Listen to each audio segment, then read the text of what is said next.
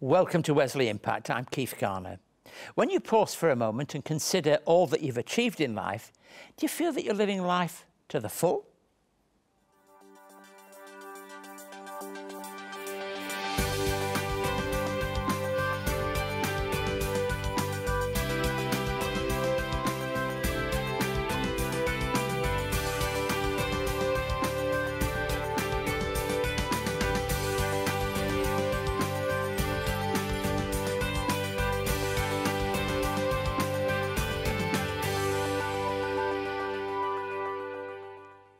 Thank you for joining us today and welcome to Wesley Impact. There's always something happening in the life of Wesley Mission. Across our broad range of services and all that we do to help those in need, I constantly find myself speaking with our staff and volunteers who not only do their jobs but enjoy the work and feel a sense of fulfillment. The people that I'm speaking about are living every moment of every day, and I can't help but catch a little of the drive and sense of their satisfaction. A good summary shows the cross-section of our work at Wesley Mission is Wesley Impact, our magazine. We put it Impact 3 times a year, and in this current issue, we have a real focus upon our financial stress programme and research that we've just undertaken. Today's special guest is Coralee Rough, who has specialist strategy and growth skills. She just recently joined Wesley Mission, and later in the show, I'll continue in my series of looking at the Psalms, and today's focus, just to be ready, is Psalm 27. We at Wesley Mission often work with people who may feel they've lost their opportunity to get their life on track and to live in any way a fulfilling life. Nothing gives us more joy than seeing such people turn their lives around and gain a sense of purpose and dignity.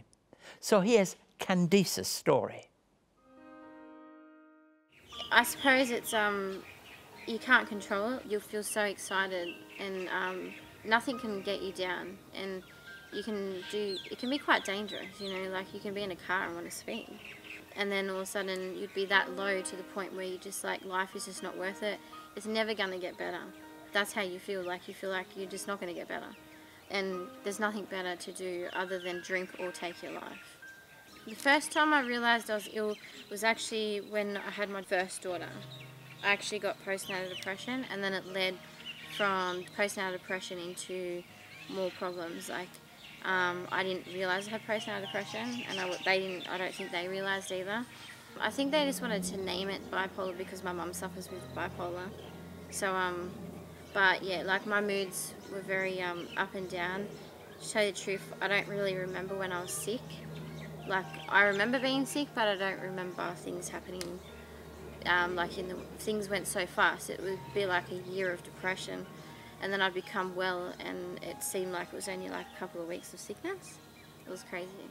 So when I was depressed, you know, like I would always sleep a lot, and I found myself thinking that my daughter could make her own breakfast in the morning. I used to have really bad suicidal thoughts, mainly because of the drinking.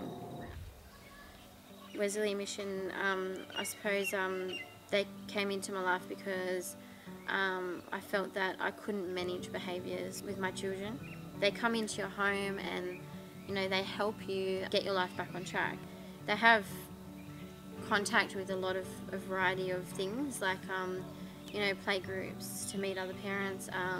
They also can help you with things like behaviour management, courses like 1, 2, 3, you know, the steps of behaviour. Like, you know, I do that a lot still now. It's quite funny. It took a lot to me to take at first, especially when they need to tell you what's going on, you know, like your house may be messy or your floors are so unclean. It's they have to tell you. She came around the next week and she was so amazed. She was like, oh, you cleaned your room, you know, you cleaned your carpet, it smells so good, you know, and I was being intent, and I felt great. Working for me is the best step I've ever taken in my life. So I've been working at my work over at Eastern Creek Hotel for going on a year now, and it's such a good feeling working where I am. I feel great getting up in the morning, you know, putting on my t-shirt, putting on my shoes, putting on my name badge, and you know, it gives you that sense of knowing that you're worth something. My goal is to keep my job, obviously, but I would love to be a manager. And I recently just got my certificate in hospitality, so that was a goal, and I got that. Also, I never thought I'd ever get my license, and I have. Just pick up the phone, call for help. That's what I did. Even if you feel that it's the lowest you've ever been, just pick up the phone. Wesley is always going to help. They're there for you. If you would like to see more of the work of Wesley Mission, visit wesleymission.org.au. You can watch loads more videos, catch up on past episodes of Wesley Impact TV, find out about our diverse range of services, and get involved to help make a positive difference in your community. You can also connect with us on social media and stay up to date on the latest news and information from Wesley Mission. wesleymission.org.au.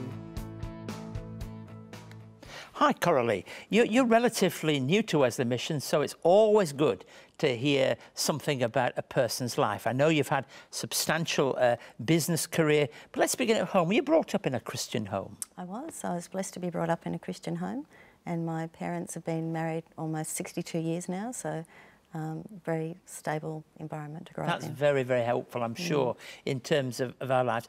But working life for you has been exciting, fast-moving. Tell us a bit about that. I was fortunate to be able to pursue higher education, so economics and law. Worked for a long time in the law area in a big firm, and that was very exciting, lots of action happening. From there, I basically went to AMP as my major client and ended up donning a hard hat and steel cap boots and working in the property development industry.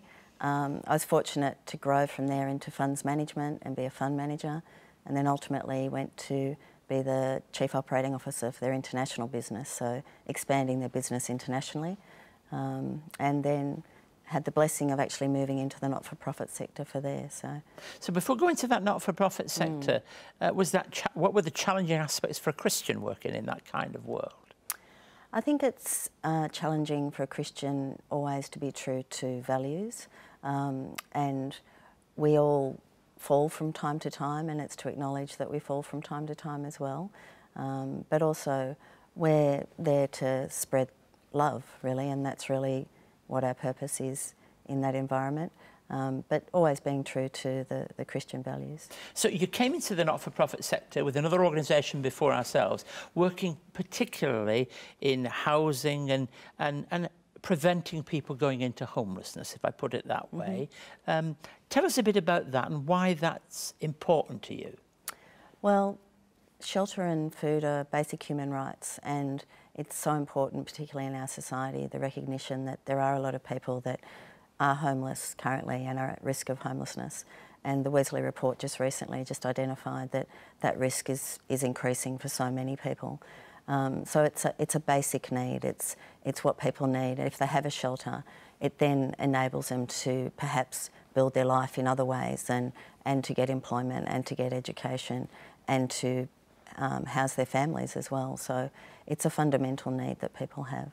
So you've come into the life of Wesley Mission, and clearly the strategic experience that you bring is important, but particularly in that property and area you're working, what are the challenges for people like ourselves working in that area? Because we're all convinced of what you've just described, the need, but in a city like Sydney, where we're based, property market is going gangbusters everywhere, you know, and finding land and people at the bottom of the pile seem to be being pushed even further down. They are being pushed down. It is being recognised now, though, across industry and government and all the participants in the housing market that we can't ignore the real impact of the economy on those that are actually unable to access the property market. And looking forward into the future, it's going to be a more significant issue. So there is a lot of work going on with government, there's a lot of partnering going on, a lot of research going into it as well, to look at how we, particularly Wesley, can be part of helping people where they really need that help. Wesley provides a much broader service, so it's not just housing, it's all the other wraparound services. What we bring, which is really unique, I think, is we can bring people on a journey. So we can meet them at their need, which is the need they walk in the door, but we have so many other services that can help them to not remain where they are, but to move forward. And I think, I'm convinced that there is a greater understanding that it costs money to not do something, doesn't it? Absolutely, it definitely does. So what we can demonstrate is by helping someone at that point, we can actually help them to become more independent and self-actualise rather than be dependent on the system going forward. So that's something that we can actually help people through that process. Coming back to your own life, you've come to work at Wesley Mission, very much a Christian not-for-profit. How important is it for you that everything you do is part of what God wants you to do? Yeah, for me, many years ago, I became a Christian as a teenager, and then in various parts of my life, I went on various journeys and various trials and tribulations along the way. But there was a verse that was with me when I was young that was it was actually over our telephone at home, that was, "In all your ways acknowledge him and he will direct your paths," Proverbs 3, 5 and 6. And I've found throughout my life, if I don't acknowledge God's place in my life, I go in a different direction and I have other issues. But when I have acknowledged God's direction in my life, then things have actually worked together for good. And I believe the Lord's brought those skills that I've developed over the years to help me bring those into Wesley Mission. And I hope that I'm able to help Wesley Mission with those skills and experiences. And I sometimes say to people, you know, working at Wesley Mission in one sense is no different than working anywhere else. But perhaps what makes the difference, do you think? What is the added value? What is it that we do that's different? Wesley looks at a person, not only their physical, mental and emotional, but also their spiritual needs. So it's the whole person. So Wesley Congregational Life has been meeting people where they need for more than 200 years here in the heart of the city.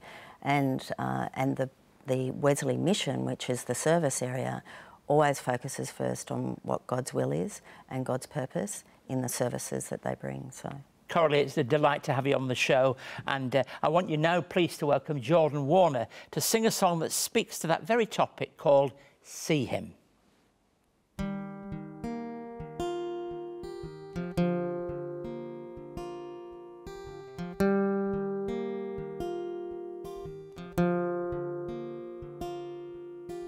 There's no fear in love, so why do I still fear? For my darkest dreams, things yet to be, He's promised to be near. Yet all I long to be is there in what I don't see, and I cling to the hope there is more than I know, and one day I will understand, one day I'll see Him, and I'll know I'm like Him. There in His light I'll walk, my faith will be needed no more.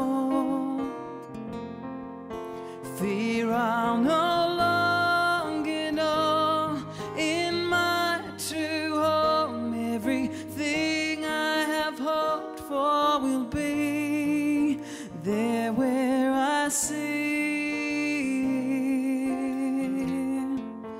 One day I'll see,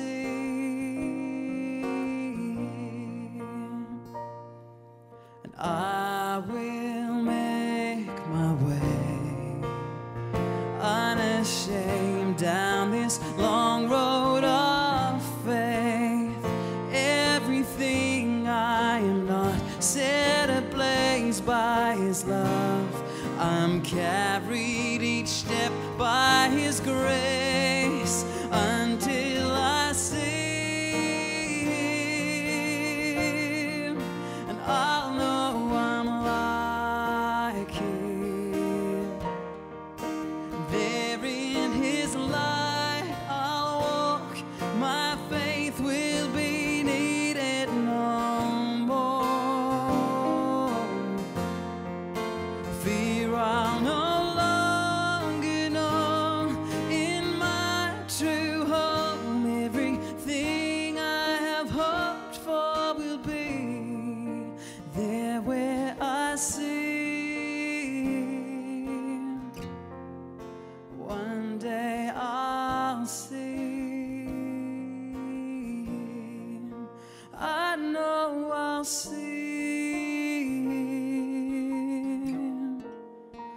one day I'll see.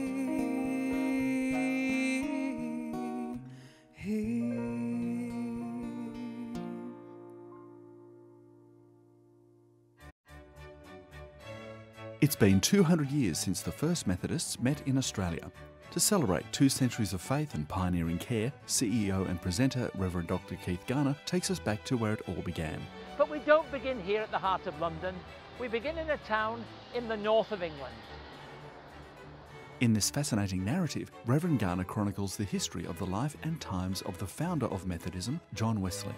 This fresh and thought-provoking documentary takes us on a journey throughout the United Kingdom, beginning in John Wesley's hometown of Epworth. John Wesley was born here on the 17th of June, 1703. This 1-hour DVD travels onto his education years and beginnings of social justice in Oxford, to his final years in London. For more information on John Wesley, the man and his mission, call 02 9263 5555 or email us at impacttv@wesleymission.org.au. Last week on Wesley Impact, I read a psalm that's not often studied, but this week I'm turning to one of the most popular of the psalms, that's Psalm 27. Now, it's not a short psalm, but I do want to read all of it because it has so much in it that I think is good to read and hear. Psalm 27. The Lord is my light and my salvation. Whom shall I fear? The Lord is the stronghold of my life. Of whom shall I be afraid? When the wicked advance against me to devour me, it is my enemies and my foes who will stumble and fall. Though an army besiege me, my heart will not fear. Though war break out against me, even then I will be confident. One thing I ask from the Lord, this only do I seek, that I may dwell in the house of the Lord all the days of my life, to gaze on the beauty of the Lord and to seek him in his temple. For in the day of trouble, he will keep me safe in his dwelling. He will hide me in the shelter of his sacred tent and set me high upon a rock. Then my head will be exalted above the enemies who surround me. At his sacred tent I will sacrifice with shouts of joy. I will sing and make music to the Lord. Hear my voice when I call, Lord. Be merciful to me and answer me. My heart says to you, seek his face. Your face, Lord, I will seek. Do not hide your face from me. Do not turn your servant away in anger. You have been my helper. Do not reject me or forsake me, God my Saviour. Though my father and mother forsake me, the Lord will receive me. Teach me your way, Lord.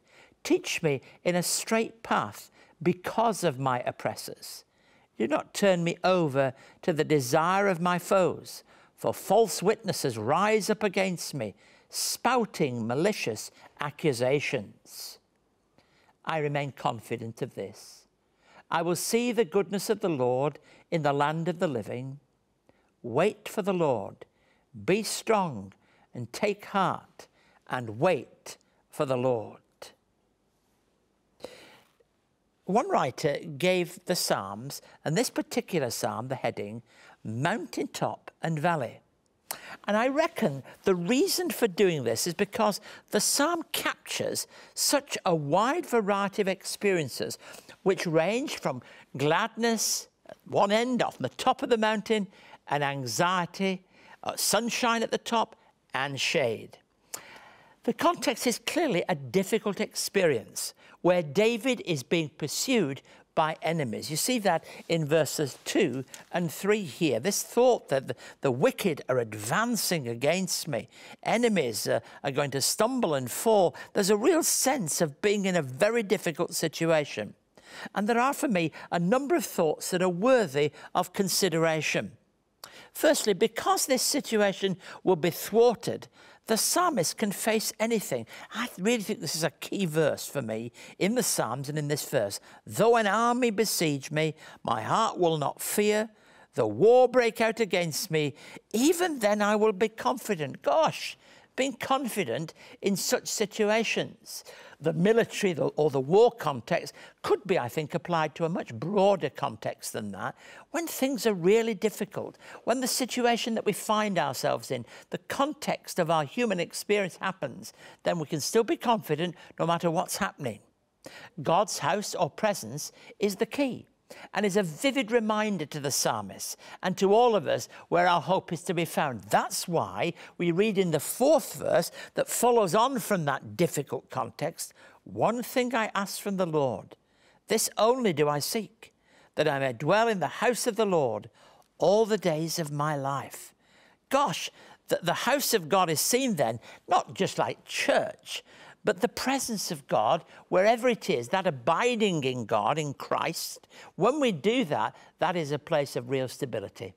And the psalm moves to a conclusion, but not before realizing that God's care comes in the midst of most difficult and challenging of experiences.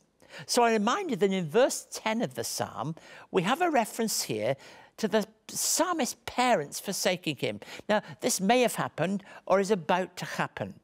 Now, that is a really powerful Old Testament kind of image of parents forsaking, being forsaken. It's really the worst of human experiences. I mean, we know it in real terms when we're dealing with families in Wesley Mission today. But I think it's a very profound illustration of being rejected. And there's a wonderful truth that even in the midst of that rejection, God will receive the psalmist. I actually think it's so important to know that we can be confident of many things, not just what we believe, not just how we act, not just how we work, but because we abide in God's presence. It was good to talk to Coralee, wasn't it? To listen to somebody talking about their life and seeing that God's presence and guidance is critical to the way that she and we can live our lives. Now, we could easily see this psalm as actually two put together, and the key verse would be verse 7. So when you look at this Psalm 27, you say, gosh, when we get to verse 7, it seems to, well, shall we say we're driving a car, it changes gear. Hear my voice when I cry, Lord, be merciful to me and answer me. This is a cry for God's help. It's interesting that these very words are also the opening words of 3 other Psalms, Psalm 55, Psalm 61, and Psalm 64. It is the changing of gear, though, isn't it? In life, not just in the psalm. When we cry out for God's help, wherever we find ourselves, that can change radically the situation we find ourselves in. And in our lives, as we know what it is to live them, sometimes those wonderful turning moments come. And they come when we cry out for help. We needn't be in a pit of despair. It might just be that we recognise that in the context of our human experience, there is something needed, and it's God's presence, which may not always be an intervention. It might be him coming alongside us. The testimony of the psalmist, which is commended to all of us, is found in the last verse, and the concept of waiting upon God. And this waiting involves on the part of all of us a willingness to place our lives in his care and keeping. So let me read that final verse of this psalm, and let it be something we take away from this psalm today. I remain confident of this. I will see the goodness of the Lord in the land of the living. Wait for the Lord. Be strong and take heart and wait for the Lord. If you would like to contact Keith and find out more about today's program, write to us at Wesley Mission, Post Office Box A5555, Sydney South 1235. Or you can send an email to impacttv@wesleymission.org.au. On our website, you can catch up on past episodes of Wesley Impact, find out more about our work, read online magazines and articles, and connect with us on Facebook, LinkedIn, Twitter, and YouTube. You can also connect to Keith's blog and stay up to date on all of the latest news and information from Wesley Mission. wesleymission.org.au. Thank you for joining us today. Whether you're a regular or you've just happened to catch into us today, why don't you become a regular and join us again? Please don't hesitate to write to me and be in touch if you've got any questions or comments on today's programme. That's how we improve the programme and get new guests on and share together. Don't forget you can watch this and past episodes of Wesley Impact on the Wesley Mission website, wesleymission.org.au, and you can send me an email on impacttv@wesleymission.org.au. So please join us next week for another episode of Wesley Impact. Thank you and God bless you.